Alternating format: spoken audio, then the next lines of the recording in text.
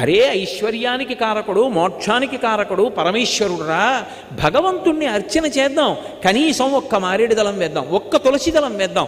ఏకేన తులసి మాత్రదలేనా పినరోత్తమ పూజయేత్ భక్తిభావేన తం రక్షామీతి మత్పణః అంటాడు వెంకటేశ్వరుడు.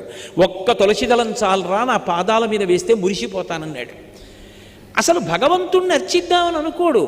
రాజీవలోచన పూజింపనొల్లక రాజదైవంబని భ్రమయువారు.